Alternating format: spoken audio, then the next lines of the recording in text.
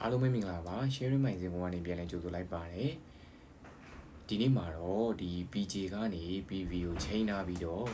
ဒီ PV စာအုပ်ထွက်လာတဲ့အခါမှာ PJ ရဲ့ passport နံပါတ်ပေါ့နော် PV မှာ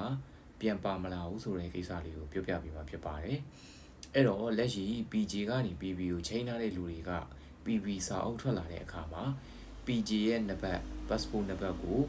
PV မှာ observation မှာပါလာမှာမဟုတ်ပါဘူး။ဘာကြောင့်လဲဆိုရင်သူကတိုက်ချင်းတာအတွက်ကြောင့်ဖြစ်ပါတယ်။တိုက်ချင်းနေဆိုတာဘာလဲဆိုရင်အမျိုးအစားမတူတဲ့ PJ ကနေ PV ကိုချိန်လိုက်တာဖြစ်တဲ့အတွက်ငကို PJ ရဲ့ passport နံပါတ်က PV မှာပြန်ပါလာမှာမဟုတ်ပါဘူး။ပုံမှန်တိုင်းတက်တန်း PJ ကနေ PJ ကိုတက်တန်းတိုးတယ်ဒါမှမဟုတ် PV ကနေ PV ကိုတက်တန်းတိုးတယ်ဆိုရင်တော့ observation တုံးအနေနဲ့ပဲ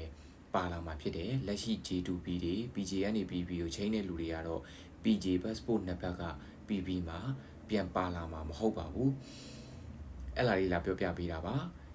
သိချင်တာရှိတယ်ဆိုရင်ကျွန်တော်ရဲ့ဒီ TikTok comment အောက်မှာလာမှတ်ကြလို့ရပါတယ်အကုန်လုံးကို reply ပြန်ပေးမှာပဲဖြစ်ပါတယ်ကျေးဇူးတင်ပါတယ်ခင်ဗျနောက်ဗီဒီယိုမှာဆက်တွေ့ပါမယ်ခင်ဗျ